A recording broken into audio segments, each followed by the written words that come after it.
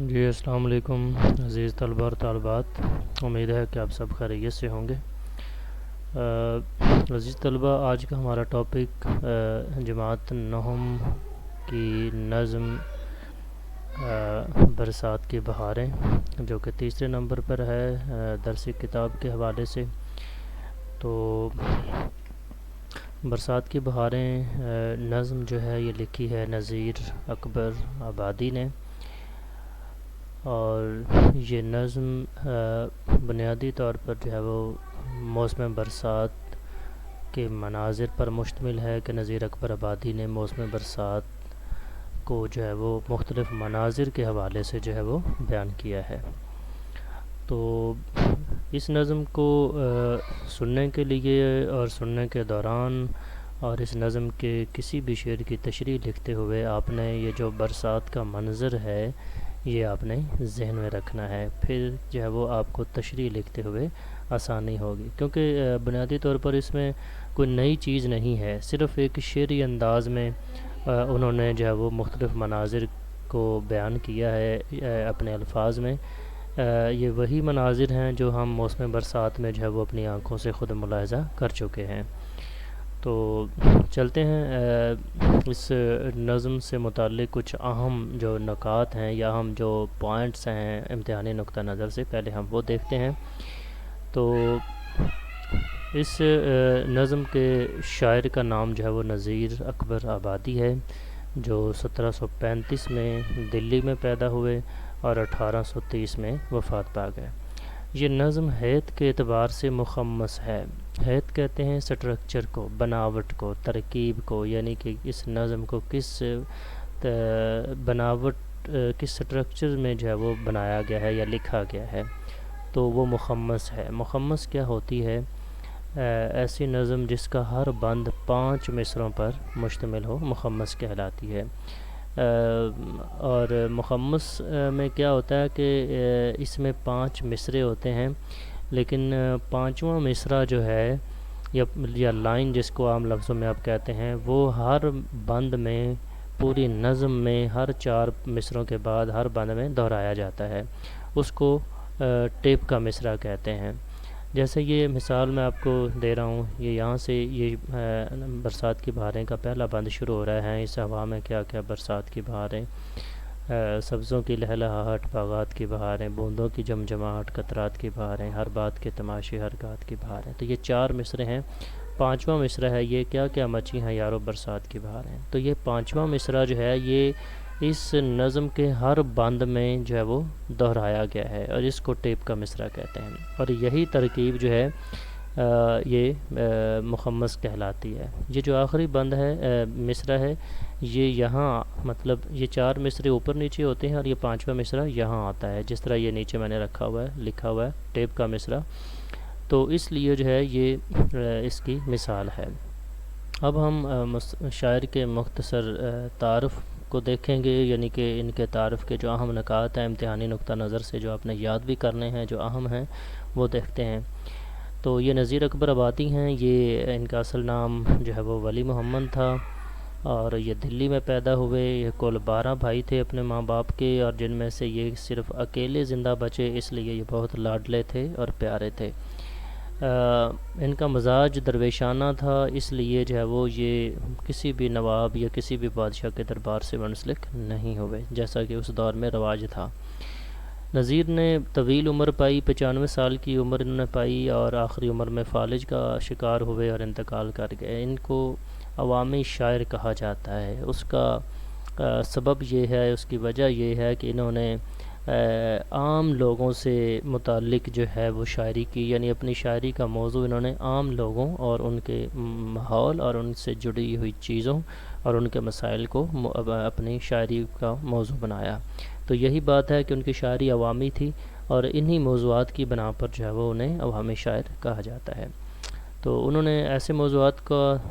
انتخاب کیا جن کا تعلق براہ راست عوام سے ہے۔ انہوں نے اخلاقی اور اصلاحی نظمیں بھی لکھیں، جیسے کہ تسلیم و رضا ان کی ایک نظم ہے جو کہ فرسٹ ایئر میں شامل ہے۔ تو اس میں وہ جو ہے وہ یہ ایک اخلاقی طرح کی جو ہے وہ نظم ہے، جس میں ایسے لوگوں کا جو ہے وہ ذکر کیا گیا ہے جو ہر حال میں خوش رہتے ہیں۔ تو چلتے ہیں جی موسم برسات کے ابتدا کی طرف۔ یہ مناظر آپ نے دیکھے ہوں گے، اپنے آنکھوں سے ملاحظہ کر چکے ہوں گے۔ جب بھی موسم برسات آتا ہے تو اس کے شروع میں، آغاز میں جو ہے وہ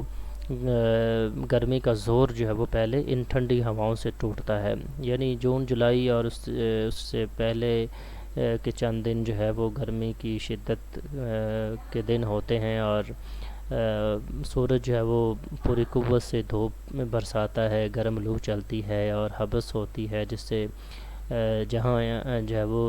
انسان مشکل میں ہوتا ہے، اس کے ساتھ ساتھ جو ہے وہ باقی جو چرند پرند یا جاندار ہیں یا جانور ہیں وہ بھی گرمی کی وجہ سے نڈھال ہوتے ہیں۔ تو رحمت خدا بندی جوش میں آتی ہے اور ایک دم سے موسم پلٹا کھاتا ہے اور ٹھنڈی ہوائیں چلنا شروع ہوتی ہیں۔ تو یہ اس کے برسات کے جو ہے وہ ابتدا کے مناظر ہیں۔ پہلا بند ہے جی، اس کے پہلے شعر کی ہم پہلے جو ہے وہ پڑھائی کریں گے، دیکھیں گے کہ اس کا تلفظ کیا ہے، اور ساتھ ہی جو ہے وہ مشکل الفاظ کے معنی دیکھیں گے۔ ہیں اس ہوا میں کیا کیا برسات کی بہاریں، سبزوں کی لہلہاہٹ باغات کی بہاریں۔ بہاروں کا مطلب رونقیں ہیں، دلکش مناظر ہیں، اور سبزوں سے مراد سبز رنگ یا سبزے ہیں، ہریالی ہے، گھاس اور سبزہ ہے۔ لہلہاہٹ کا مطلب ہوتا ہے لہلہانا، ہلنا، ہوا سے جھومنا، اور باغات باغ کی جمع ہے۔ تو اس کا مفہوم یہ ہوگا کہ موسم برسات میں چلنے والی ہوا سے برسات کی بہاروں میں یعنی رونقوں میں اضافہ ہو جاتا ہے یا ہو گیا ہے، جبکہ اس ہوا سے سبزہ لہلہا رہا ہے اور باغات بھی پر رونق ہو گئے ہیں۔ اس کے اہم نکات جو کہ قابل تشریح ہیں، جن کی وضاحت جو ہے وہ اس شعر کی تشریح بنے گی، ان میں ہے موسم برسات ہے، ٹھنڈی ہوا ہے، سبزے کا لہلہانا ہے، اور باغات کا پر رونق ہونا ہے۔ نذیر اکبر آبادی جو کہ عوامی شاعر تھے، اور انہوں نے اپنی شاعری میں جو ہے وہ عوامی موضوعات کو جو ہے وہ منتخب کیا، عام آدمی کے مسائل اور مشکلات، جو عام آدمی سے منسوب جو چیزیں تھیں، تہوار تھے، فطری مناظر تھے، ان کو اپنی شاعری میں جگہ دی، اس لیے ان کی شاعری عوامی کہلائی اور انہیں عوامی شاعر کہا گیا۔ تو عوامی شاعر جو ہیں نذیر اکبر آبادی، وہ اس نظم میں موسم برسات کی آمد کا جو نظارہ ہے یا منظر کشی ہے وہ اپنے الفاظ میں بیان کرتے ہوئے کہتے ہیں کہ جیسے ہی موسم برسات شروع ہوتا ہے، اس کی آمد ہوتی ہے، تو اس کے علامت یا اس کے آثار یہ ہیں کہ ایک دم سے ٹھنڈی ہوائیں چلنا شروع ہوتی ہیں۔ وہ ٹھنڈی ہوائیں جو ہے وہ جیسے ہی شروع ہوتی ہیں تو جو ہے وہ گرمی کے ستائے ہوئے اور لو کے تمتمائے ہوئے چہرے جو ہیں وہ کھل کھلا اٹھتے ہیں، وہ تر و تازہ ہو جاتے ہیں، جس سے جو ہے وہ میدانوں میں، کھیت کھلیانوں میں اگا ہوا جو ہلکا پھلکا سبزہ ہے وہ لہلہانا شروع ہو جاتا ہے، گویا وہ بھی موسم برسات کی آمد کا جشن منا رہا ہو یا موسم برسات کی آمد کی خوشی بنا رہا ہو۔ وہ اس طرح جھومتا ہوا، لہلہاتا ہوا دکھائی دیتا ہے، جبکہ وہی ہوائیں جب مایوس اور جو ہے وہ جھلسے ہوئے یا جسے آپ کہہ سکتے ہیں کہ تمتمائے ہوئے باغات کا رخ کرتی ہیں، تو ان باغات کے اندر بھی جو خشک یا سوکھے ہوئے یا مرجھائے ہوئے درخت اور پتے جو ہیں یا ہریالی جو ہے وہ بھی ایک دم سے جو ہے وہ خوش ہو جاتی ہیں، ایک دم سے کھل اٹھتے ہیں، پر رونق ہو جاتے ہیں، گویا وہ بھی موسم برسات کی آمد کی خوشی منا رہے ہوں یا موسم برسات کی آمد کا جشن منا رہے ہوں۔ تو ایک دم سے جو ہے وہ ہواؤں کے آنے کی کے ساتھ ہی پورا منظر جو ہے وہ کھلکھلا اٹھتا ہے اور پر رونق ہو جاتا ہے۔ جیسے کچھ مناظر جو ہیں وہ آپ یہاں دیکھ بھی سکتے ہیں کہ جیسے ہی یہ ہوائیں جو ہے وہ ان آگے جو ہے وہ باغات کا رخ کرتی ہیں، تو یہ باغات جو ہے وہ اس قدر پر رونق ہو جاتے ہیں گویا ان میں بہار آ گئی ہو۔ متبادل کے طور پر آپ یہ شعر لکھ سکتے ہیں: بارش ہوئی تو تیری خوشبو کے قافلے، بارش ہوئی تو تیری خوشبو کے قافلے ایسے اڑے کہ شہر گلابوں سے بھر گیا۔ تو یہ پہلے شعر کی تشریح تھی۔ امید ہے کہ آپ جو ہے وہ اچھی طرح سمجھ چکے ہوں گے اور اب اس کی تشریح کرنا آپ کے لیے آسان ہوگی۔ تو بڑھتے ہیں دوسرے شعر کی طرف۔ دوسرا شعر ہے جی، بوندوں کی جھمجھماہٹ قطرات کی بہاریں، ہر بات کے تماشے ہر گات کی بہاریں۔ بوند کہتے ہیں قطروں کو، قطرے کو، تو بوندوں جمع کا صیغہ ہے یعنی معنی قطرے۔ جھمجھماہٹ ہوتا ہے جھومنا یا لہلہانا، اور قطرات قطرہ کی جمع۔ ہر بات کے تماشے، تماشے میں کھیل تماشا ہے، اور گھات معنی موقع، منظر یا پھر واقعہ۔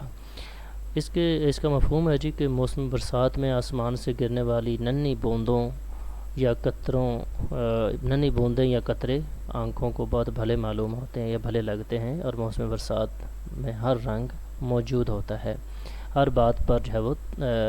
ہر منظر کا جو ہے وہ لطف اٹھایا جاتا ہے۔ اہم نکات ہیں بوندوں کا جھومنا، قطروں کا مچلنا، ہر بات اور منظر سے لطف اندوز ہونا۔ دیکھیں نذیر اکبر آبادی نے اس شعر میں موسم برسات میں نظر آنے والے، دکھائی دینے والے مختلف مناظر میں سے ایک اور منظر کا جو ہے وہ بڑے دلکش انداز میں ذکر کیا ہے۔ نذیر اکبر آبادی جو ہے وہ موسم برسات میں ٹھنڈی ہواؤں کے چلنے کے بعد ان جو ہے وہ قطرات کا ذکر کرتے ہیں کہ جو آسمان پر چھائے ہوئے بادلوں سے گرنا شروع ہوتے ہیں۔ تو پہل جب وہ شروع میں ہلکی ہلکی بوچھاڑ سی، جس کو جو ہے وہ رم جم بھی کہتے ہیں، ہلکے ہلکے قطرات گرنا شروع ہوتے ہیں، تو ان قطرات کے گرنے سے ہی، ان بوندوں کے گرنے سے ہی موسم جو ہے وہ خوشگوار ہو جاتا ہے۔ ہوائیں ٹھنڈی ہوتی ہیں، درجہ حرارت کم ہو جاتا ہے، جس سے لوگ خوش ہوتے ہیں، لطف اندوز ہوتے ہیں، اور وہ اس موسم کو انجوائے کرنے کے لیے، اس موسم کے ہر منظر سے جو ہے وہ لطف اندوز ہونے کے لیے باہر نکلتے ہیں، یا جو ہے وہ گلی بازاروں میں نکل کر، خصوصاً چھوٹے چھوٹے بچے جو ہیں وہ اس موسم سے لطف اندوز ہونے کے لیے باہر نکلتے ہیں، گلی محلوں میں، بازاروں میں، سڑکوں میں پر کھیلتے ہوئے دکھائی دیتے ہیں۔ اور اس طرح وہ ہر چھوٹے بڑے منظر یا چھوٹے موٹے جو ہے وہ چھوٹی موٹی جگہ پر جو ہے وہ کھیلتے ہوئے، تماشے کرتے ہوئے، ہنستے ہوئے،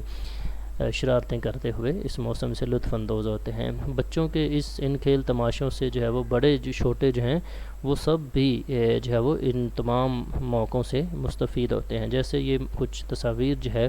کچھ مناظر جو ہیں وہ آپ دیکھ سکتے ہیں کہ کیسے جو ہے وہ بچے موسم برسات میں جو ہے وہ بارشوں کے ان مناظر سے جو ہے وہ لطف اندوز ہوتے ہیں، اور کیسے وہ اپنی خوشیوں کا سامان جو ہے وہ پیدا کرتے ہیں۔ تو نذیر اکبر آبادی نے بڑے دلکش انداز میں جو ہے وہ موسم برسات کے دوران جو ہے وہ موسم برسات کے مختلف مناظر سے لطف اندوز ہوتے ہوئے بچوں اور لطف اندوز ہوتے ہوئے بڑوں کا جو ہے وہ بڑی خوبصورتی سے تذکرہ کیا ہے۔ متبادل ہے اب کے یارو برخارت نے منظر کیا دکھلائے ہیں، چلتے جلتے بجھتے چہرے ہیں اور مدھم مدھم سائے ہیں۔ تو یہ متبادل ہے، یہ آپ اس کی تشریح میں لکھ سکتے ہیں۔ دوسرا بند ہے جی، اور اس کا پہلا شعر ہے، بادل ہوا کے اوپر ہو مست چھا رہے ہیں، جھڑیوں کی مستیوں سے دھومے مچا رہے ہیں۔ سوری، یہ جھڑپوں یہ کی بجائے جو ہے وہ پے کا لفظ لکھا گیا، کمپوزنگ مسٹیک ہے، اس کو آپ درست کر لیجئے گا۔ تو مست ہونا مطلب مدہوش ہونا، مسرور ہونا، خوش ہونا، اور جھڑیوں کے معنی ہیں مسلسل لگاتار بارشوں کا برسنا۔ مستی کے معنی بھی خوشیوں کے ہیں، مسرور کے ہیں، خوش ہونا کے ہیں۔ دھومے مچانا، رونقیں لگانا، خوشیاں منانا، ان معنوں میں آتا ہے۔ مفہوم ہے جی کہ جو ہی ہوا چلتی ہے، موسم برسات کے شروع میں ہوا چلتی ہے تو بادل ہوا کے کندھوں پہ سوار ہو کر آسمان پر چھا جاتے ہیں، مسلسل بارشیں برساتے ہوئے جھڑیاں لگا دیتے ہیں۔ اہم نکات ہیں، ہوا پر سوار بادل، جھڑیوں کی مستیاں، برسات کی دھوم۔ دیکھیں نذیر اکبر آبادی نے دوسرے بند کے اس پہلے شعر میں آسمان پر چھاتے ہوئے یا آہستہ آہستہ سے آسمان کو اپنی گرفت میں لینے والے بادلوں کی منظر کشی کی ہے۔ یہ منظر بھی ہم موسم برسات میں جو ہے وہ اپنی آنکھوں سے بارہا دفعہ اپنی زندگی میں جو ہے وہ ملاحظہ کر چکے ہیں۔ ہم دیکھتے ہیں کہ وہی آسمان جو ہے وہ کبھی سورج کی دھوپ اور سخت کرنوں کے سوا جو ہے وہ وہاں آسمان پر کچھ دکھائی نہیں دیتا، وہی آسمان جو ہے وہ اب گہرے سیاہ رنگ کے بادلوں سے ڈھکا ہوتا ہے۔ موسم برسات کی جو ہے وہ یہ ایک اور پر رونق فضا ہے کہ جیسے ہی ٹھنڈی ہوائیں چلتی ہیں تو ان کے ساتھ ہی جو ہے وہ گہری سیاہ کالی گھٹائیں آسمان کو اپنے گرفت میں لے لیتی ہیں۔ یوں لگتا ہے کہ گویا ہوا جو ہے وہ انہیں اپنے کندھوں پہ بٹھا کر یا انہیں اپنے کندھوں پہ سوار کر کے پورے آسمان پر پھیلا رہی ہے، اور یہی گہرے بادل جو ہیں وہ جب آہستہ آہستہ جو ہے وہ برسنا شروع ہوتے ہیں تو اس قدر موسلا دھار بارشوں میں جو ہے وہ تبدیل ہو جاتے ہیں کہ یہ موسلا دھار بارشیں پھر کئی دن کئی ہفتوں تک جو ہے وہ مسلسل لگی رہتی ہیں اور برستی رہتی ہیں، جس سے سورج کا منہ جو ہے وہ چھپ جاتا ہے، آسمان پوری طرح بادلوں کے قبضے میں رہتا ہے، اور دیکھنے سے بھی جو ہے وہ کوئی دھوپ کی کرن جو ہے وہ زمین پر نہیں پڑتی، اور اس طرح یہ موسم جو ہے وہ بڑا دلکش اور خوبصورت ہوتا ہے، اور لوگ جو ہے وہ اس موسم سے جو ہے وہ اس موسم کی خوبصورتی اور اس موسم سے جو ہے وہ پوری طرح لطف اندوز ہوتے ہیں۔ تو اس طرح کے مناظر جو ہیں وہ نذیر اکبر آبادی کے سامنے ہیں، جو کہ ہم نے بھی بہت دفعہ موسم برسات میں ملاحظہ کیے دیکھے ہیں، اور انہی خوبصورت مناظر کا ذکر جو ہے وہ نذیر اکبر آبادی نے اس شعر میں جو ہے وہ کیا ہے۔ متبادل کے طور پر آپ یہ لکھ سکتے ہیں: آئے ہیں بادل چھائے ہیں بادل، کس کا سندیسہ لائے ہیں بادل۔ تو یہ متبادل شعر ہے، اس شعر کی تشریح میں یہ آپ لکھ سکتے ہیں۔ بند نمبر 2 کا جی شعر نمبر 2 ہے: پڑتے ہیں پانی ہر جا جل تھل بنا رہے ہیں، گلزار بھیگتے ہیں سبزے نہا رہے ہیں۔ ہر جا کے معنی ہیں ہر جگہ یا جگہ جگہ، جل تھل کرنا یعنی پانی پانی ہو جانا، لیکن پانی پانی ہو جانا محاورہ بھی ہے جس کا مطلب شرمندہ ہونا، لیکن یہاں پانی پانی کا مطلب کہ ہر جگہ پانی ہی پانی ہونا۔ گلزار کے معنی ہیں جی باغات کے، اور سبزہ ہریالی کو کہتے ہیں۔ مفہوم ہے موسم برسات میں موسلا دھار بارشوں کے برسنے سے ہر طرف پانی ہی پانی ہو جاتا ہے، جس میں سبزہ اور باغات ایسے لگتے ہیں جیسے اس میں نہا رہے ہوں۔ اس کے اہم نکات ہیں جی جل تھل، گلزار کا بھیگنا، سبزے کا نہانا۔ اب یہ جو جل تھل کا منظر ہے یہ آپ یہاں اس تصویر میں بھی ملاحظہ کر سکتے ہیں کہ جیسے موسم برسات کی آمد ہوتی ہے اور اس کے ساتھ ہی جو ہے وہ بارشیں جو ہے وہ برسنا شروع ہو جاتی ہیں، اور اس قدر موسلا دھار بارشیں جو ہے وہ برستی ہیں، لگاتار مسلسل برستی ہیں کہ زمین کا کوئی حصہ جو ہے وہ خشک نہیں رہتا،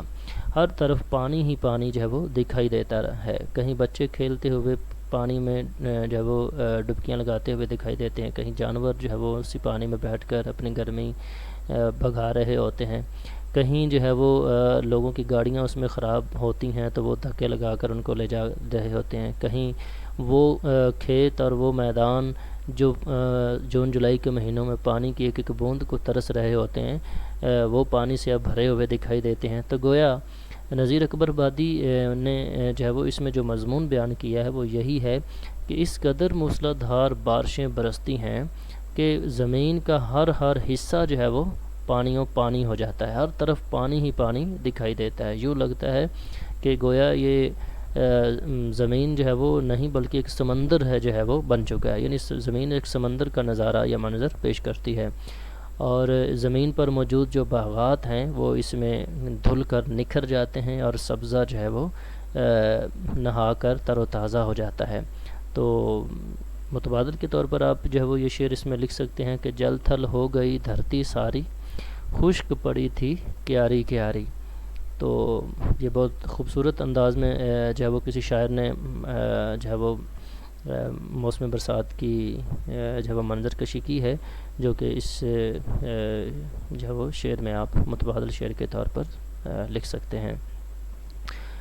بڑھتے ہیں تیسرے بند کی طرف۔ تیسرے بند کا پہلا شعر ہے: ہر جا بچھا رہا ہے سبزہ ہرے بچھونے، قدرت کے بچھ رہے ہیں ہر جا ہرے بچھونے۔ ہر جا کے معنی پھر یہاں ہر جگہ کے ہیں کیونکہ رپیٹ ہوا ہے یہ وہ لفظ، اور ہرے بچھونے کے معنی سبز رنگ کے بستر، قدرت سے مراد اللہ تعالیٰ کی ذات ہے، اور پھر ہر جا ہر جگہ اور ہرے بچھونے سبز رنگ کے بستر۔ مفہوم ہے جی کہ موسم برسات میں ہر طرف سبزہ ایسے اگا ہوا نظر آتا ہے جیسے رب عظیم نے پوری زمین پر سبز رنگ کے بستر بچھا دیے ہیں۔ اہم نکات ہیں کہ ہر جگہ سبزے کا ہونا، ہرے بچھونے اور قدرت کے سرسبز بستر۔ اس شعر کی تشریح کے سے پہلے ذرا آپ ان تصاویر کو جو ہے وہ ملاحظہ کریں کہ جو آپ جو ہے وہ موسم برسات میں جو ہے وہ بارشوں کے برسنے کے بعد جو ہے وہ جو مناظر، دلکش مناظر سبزے کے حوالے سے ہمیں دکھائی دیتے ہیں، تو نذیر اکبر آبادی نے بھی انہی مناظر کو جو ہے وہ اس شعر میں بیان کیا۔ کہتے ہیں کہ موسم برسات میں اس قدر موسلا دھار شدت سے بارشیں برستی ہیں کہ زمین جو ہے وہ سیراب ہو جاتی ہے، زمین کا کوئی حصہ پیاسا یا خشک نہیں رہتا، اور یہی وجہ ہے کہ وہ زمین جو بنجر ہوتی ہے، جو صحرا بن جاتی ہے، جہاں ہریالی ختم ہو چکی ہوتی ہے، موسم برسات میں وہ زمین کے وہ حصے جو ہیں وہ بھی سبزے سے بھر جاتے ہیں، اور کوئی حصہ جو ہے وہ سبزے سے خالی نہیں رہتا۔ گویا پوری زمین جو ہے وہ اس قدر سرسبز دکھائی دیتی ہے کہ گویا اللہ تعالیٰ نے جو ہے وہ پوری زمین پر سبز رنگ کے بستر بچھا دیے ہوں۔ تو یہ تشبیہ ہے، تشبیہ کا شعر ہے جس میں نذیر اکبر آبادی نے زمین پر اگے ہوئے سبزے کو جو ہے وہ ہرے بستروں سے تشبیہ دی ہے کہ، اور یہ ہرے بستر جو ہیں جو پوری زمین پر جو ہے وہ سبزہ جو اگا جو ہرے بستروں کی مانند دکھائی دیتا ہے، نذیر اکبر آبادی کہتے ہیں کہ یہ رب کائنات کی عظیم ذات کے علاوہ جو ہے وہ کوئی ہستی ایسا نہیں کر سکتی، اور یہ اسی کے ہی دلکش مناظر ہیں جو اس کی ذات کے پیدا کرتا ہے۔ متبادل ہے جی کہ منظر ہے سہانا برسات کا، سبزے کی ایک چادر ہر سو بچھی ہوئی ہے۔ تو سبزے کی ایک چادر ہر سو، یہ ہو کا لفظ لکھا ہوا ہے تو یہاں آپ ہر لکھیں گے، ہر سو بچھی ہوئی ہے۔ نمبر 2 ہے جی بند نمبر 3 کا دوسرا شعر۔ جنگلوں میں ہو رہے ہیں پیدا ہرے بچھونے، بچھوا دیے ہیں حق نے کیا کیا ہرے بچھونے۔ اس میں بھی کوئی مشکل لفظ نہیں ہے، وہی حق کے معنی اللہ تعالیٰ کی ذات ہے، اور ہرے بچھونے سبز رنگ کے بستر ہیں۔ مفہوم اس کا ہے جی موسم برسات میں جنگلات یوں ہرے بھرے ہو جاتے ہیں گویا اللہ تعالیٰ نے روئے زمین پر سبز بستر بچھوا دیے ہیں۔ تو اہم نکات ہیں جی جنگلات کا سبز ہونا، سبز رنگ کے بستر اور تشبیہ کا استعمال۔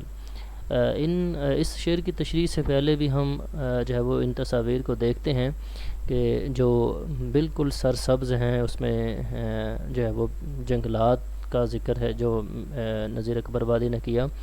تو جنگلات کا منظر جو ہے وہ ہمارے سامنے ہے کہ کیسے جو ہے وہ اس موسم میں سبزہ اور ہریالی جو ہے وہ ہر طرف دکھائی دیتی ہے۔ تو یہاں نذیر اکبر آبادی کا تخیل جو ہے وہ جو ہے وہ اس کے جنگلات پر جو ہے وہ جنگلات کا احاطہ کر رہا ہے، اور نذیر اکبر آبادی نے بڑے دلکش انداز میں جو ہے وہ موسم برسات میں کثرت سے اگے ہوئے سبزے کو، خصوصاً جنگلات کا ہرا بھرا ہونا جو ہے انہوں نے بڑے دلکش انداز میں بیان کیا ہے۔ کہتے ہیں کہ موسم برسات کی وجہ سے وہ جنگلات جو کہ خشک ہو چکے ہوتے ہیں، سوکھ چکے ہوتے ہیں، اور ان کے اندر لگے ہوئے پودے درخت مرجھا چکے ہوتے ہیں، تو موسم برسات میں وہ جنگلات بھی اس قدر سرسبز اور ہرے بھرے ہو جاتے ہیں کہ یوں لگتا ہے کہ گویا اللہ تعالیٰ نے جو ہے وہ جنگلات کی شکل میں سبز رنگ کی چادریں یا سبز رنگ کے بستر جو ہے وہ زمین پر بچھا دیے ہیں، اور یہ منظر، یہ خوبصورت دلکش سبزہ جو ہے یہ آنکھوں کو بہت ہی بھلا معلوم ہوتا ہے، اور یہ جنگلات کی خوبصورتی کا باعث بنتا ہے۔ متبادل کے طور پر آپ یہ شعر اس میں لکھیں گے، یہ منظر سہانا یہ دلکش سما، یہ پیاری زمیں یہ حسین آسماں، یہ وادی یہ سبزہ یہ آب رواں، معطر ہے خوشبو سے سارا جہاں۔ تو یہ شعر میں آپ متبادل شعر کے طور پر لکھ سکتے ہیں۔ اس کے بعد ہم چلتے ہیں جی بند نمبر 4 کے شعر نمبر 1 کی طرف۔ کہتے ہیں سبزوں کی لہلہاہٹ کچھ ابر کی سیاہی، اور چھا رہی گھٹائیں سرخ اور سفید کاہی۔ لہلہاہٹ کے معنی ہیں لہلہانا، ہوا سے ہلنا۔ ابر کہتے ہیں بادل کو، سیاہی سے مراد کالا رنگ، یعنی ابر کی سیاہی بادلوں کا سیاہ رنگ۔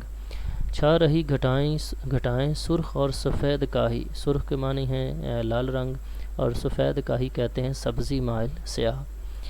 یعنی وہ ہوتا تو سیاہ رنگ کا ہے لیکن تھوڑی سی ہریالی سبزی جو ہے سبز رنگ بھی اس میں دکھائی دیتا ہے۔ مفہوم ہے جی کہ موسم برسات میں زمین پر سبزہ لہلہا رہا ہوتا ہے، آسمان پر کالے بادل چھائے ہوتے ہیں، ان گہرے بادلوں کی یہ گھٹائیں سرخ، سفید اور سیاہ یعنی مختلف رنگوں کی ہوتی ہیں۔ عام نکات ہیں سبزے کا لہلہانا، سرخ، سفید اور سیاہ بادلوں کا چھا جانا۔ یہ مناظر بھی ہم جو ہے وہ موسم برسات میں بارہا دفعہ اپنی آنکھوں سے ملاحظہ کر چکے ہیں کہ کیسے موسم برسات میں جو ہے وہ سیاہ رنگ کی گھٹائیں جو ہے وہ زمین پر چھا جاتی ہیں، سیاہ رنگ کے بادل جو ہے وہ آسمان کو اپنی گرفت میں لے لیتے ہیں، کیسے جو ہے وہ ٹھنڈی ہواؤں، زوردار ٹھنڈی ہواؤں کے چلنے سے اگا ہوا سبزہ جو ہے وہ لہلہا رہا ہوتا ہے۔ تو نذیر اکبر آبادی نے بھی موسم برسات میں جو ہے وہ انہی مناظر کی تصویر کشی کی ہے اس شعر میں۔ تو پہلے مصرعے میں انہوں نے سبزوں کے لہلہانے کا منظر جو ہے وہ بیان کیا اور بادلوں کی سیاہ رنگت کا جو ہے وہ مضمون بیان کیا ہے۔ تو نذیر اکبر آبادی کہتے ہیں کہ موسم برسات میں سبزہ جو ہے وہ اس قدر کثرت سے اگا ہوتا ہے کہ انہیں پانی کی کمی نہیں رہتی، اور وہ سبزہ جو ہے وہ اس قدر بڑھتا ہے اور تیزی سے بڑھتا ہے کہ جب ہوا چھو کر اسے گزرتی ہے تو وہ اس میں ہوا میں لہلہاتا ہوا اتنا دلکش لگتا ہے کہ آنکھوں کو جو ہے وہ بھلا معلوم ہوتا ہے، اور زمین پر جو ہے وہ یہ سبزہ لہلہا رہا ہوتا ہے، جس سے زمین کی خوبصورتی جو ہے وہ بڑھ جاتی ہے، جبکہ آسمان پر جو ہے وہ سرخ، سفید اور سیاہ رنگ کی خوبصورت گھٹائیں جو ہیں وہ اس طرح چھائی ہوتی ہیں کہ گویا آسمان جو ہے وہ مختلف رنگوں سے بھر گیا ہو۔ تو آسمان پر یہ چھائی ہوئی مختلف رنگوں کی گھٹائیں جو ہے وہ آسمان کی خوبصورتی کو دوبالا کر رہی ہوتی ہیں۔ تو گویا زمین اور آسمان دونوں موسم برسات کے خوبصورت نظاروں اور مناظر کی تصویر کشی کرتے ہیں، یا مناظر کا جو ہے وہ حسن دوبالا کرتے ہیں، اور یہ دونوں آسمان اور زمین کے مناظر جو ہیں یہ موسم برسات ہی کے عطا کردہ ہیں، جن سے جو ہے وہ انسان کو مسرت حاصل ہوتی ہے اور دیکھنے والوں کی روح اور دل و دماغ جو ہے وہ تازہ ہوتے ہیں۔ تو متبادل کے طور پر آپ یہ شعر اس میں لکھ سکتے ہیں کہ گھنگھور گھٹائیں چھا رہی ہیں، برکھا کی ہوائیں آ رہی ہیں۔ چوتھے بند کے دوسرے شعر کی طرف چلتے ہیں جی۔ کہتے ہیں سب بھیگتے ہیں گھر گھر لیما تاب ماہی، یہ رنگ کون رنگے تیرے سوا الہی۔ تو اس کا مفہوم ہے کہ موسم برسات میں یہ پہلا لفظ آپ کو کاٹ دیجئے گا، موسم کا لفظ ہے یہاں۔ تو موسم برسات میں گھٹاؤں کے برسنے سے ہر گھر کا سامان یعنی ہر چیز بھیگ جاتی ہے، اور سارے رنگ اے اللہ تیرے سوا اور کون پیدا کر سکتا ہے۔ متبادل اس میں جو اہم نکات ہیں وہ ہے جی ہر چیز کا بھیگنا، اللہ کے پیدا کردہ رنگ اور خوبصورت مناظر۔ تو اس حوالے سے جو ہے وہ یہ تصاویر مناظر جو ہے وہ ہم ملاحظہ کر سکتے ہیں کہ زمین پر موجود ہر چیز جو ہے وہ موسم برسات میں ہونے والی بارشوں سے بھیگ جاتی ہے، کوئی چیز بھی ان بارشوں سے خشک نہیں رہتی یا بھیگے بغیر نہیں رہتی۔ تو نذیر اکبر آبادی نے اس شعر میں جو ہے وہ انہی مناظر کی تصویر کشی کی ہے کہ جب موسم برسات آتا ہے تو اس میں ہونے والی بارشیں اس قدر جو ہے وہ تیزی سے برستی ہیں کہ زمین کا کوئی حصہ حتیٰ کہ گھروں کی چیزوں تک جو ہے وہ بھیگ کر جو ہے وہ گیلی ہو جاتی ہیں یا نکھر جاتی ہیں، تر و تازہ ہو جاتی ہیں، اور کوئی بھی چیز جو ہے وہ گیلی نہیں رہتی، خشک نہیں رہتی، گیلی ہر چیز گیلی ہو جاتی ہے۔ تو گھر گھر لیما تاب ماہی، یہ ایک پوری ترکیب ہے جس کا مطلب ہے آسمان سے لے کر زمین تک موجود ہر چیز کا بھیگ جانا، ٹھیک ہے۔ یہ رنگ کون رنگے تیرے سوا ہے، تو یہ رنگ سے مراد منظر ہے، دلکشی ہے، خوبصورتی ہے، ٹھیک ہے۔ تو نذیر اکبر آبادی نے بڑے خوبصورت اور دلکش انداز میں جو ہے وہ موسم برسات کے ایک اور منظر کی تصویر کشی کی ہے، یا ایک اور منظر کو بیان کیا ہے۔ کہتے ہیں کہ جب موسم برسات آتا ہے تو اس میں اس قدر موسلا دھار بارشیں جو ہے وہ برستی ہیں کہ آسمان سے لے کر زمین پر تک زمین میں موجود ہر چیز جو ہے وہ ان بارشوں سے بھیگ جاتی ہے، ہر چیز ان بارشوں کی لپیٹ میں آتی ہے، اور ان بارشوں کے برسنے کے دوران اور ان کے بعد اس قدر خوبصورت، دلکش اور جاذب نظر مناظر جو ہے وہ دیکھنے کو ملتے ہیں کہ روح خوش ہو جاتی ہے۔ تو وہ ان مناظر کو دیکھتے ہوئے کہتے ہیں کہ اے رب العزت، یہ اتنے خوبصورت اور دلکش مناظر جو ہیں تیری ذات کے علاوہ کون ذات ہے جو کہ یہ پیدا کر سکتی ہے؟ یہ صرف تیری ہی ذات ہے، اور تو ہی ایسے خوبصورت اور دلکش مناظر پیدا کرنے پر جو ہے وہ قادر ہے۔ متبادل ہیں کہ جوں ہی برسے بادل کالے، جوں ہی برسے بادل کالے،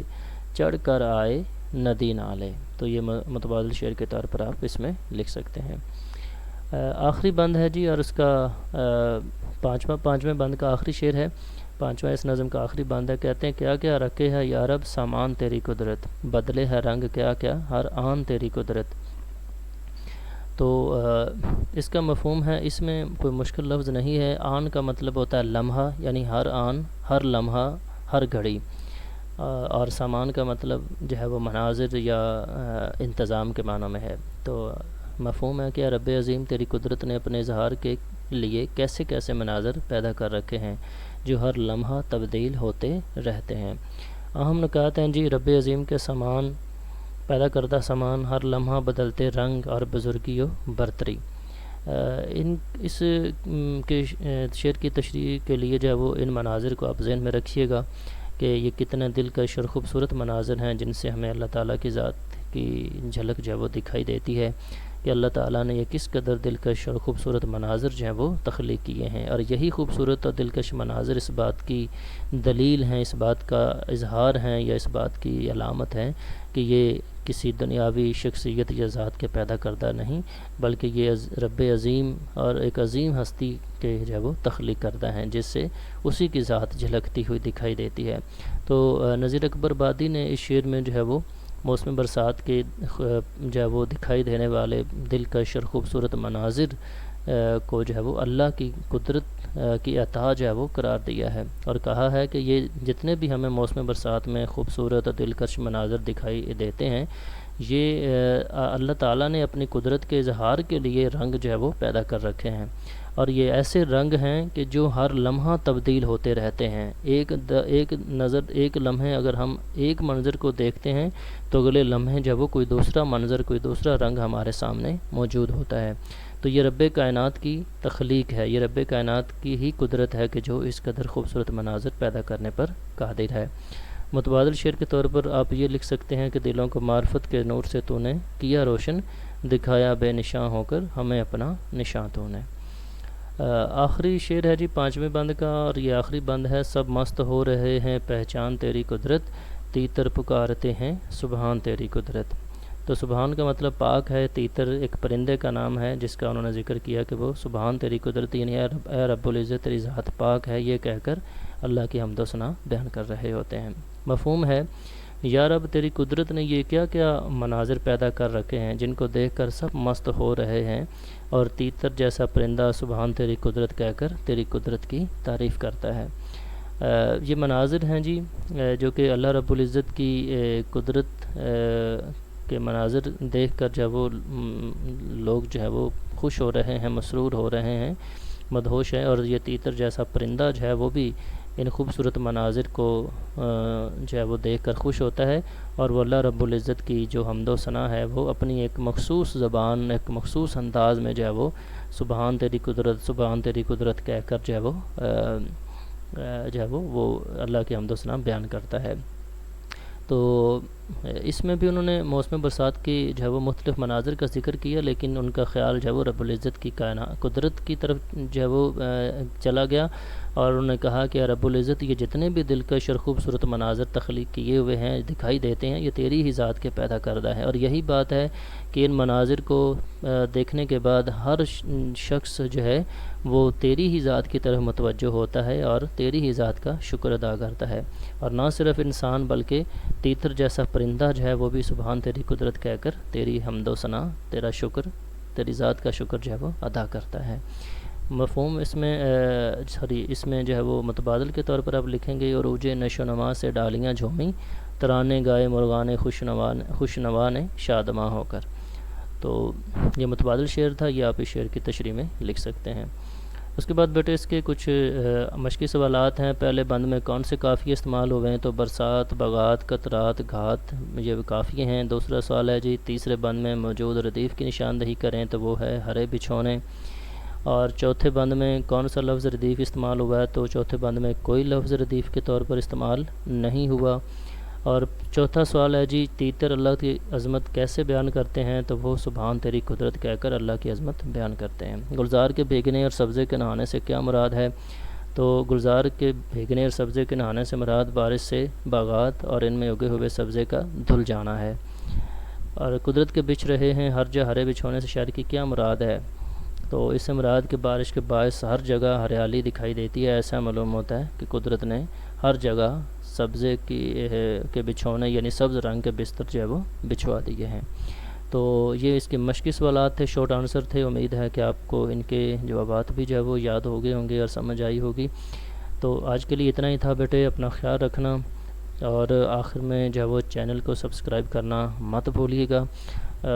جو ہے وہ انشاءاللہ اگلے لیکچر میں ہم پھر ملیں گے۔ اپنا خیال رکھنا، اللہ حافظ۔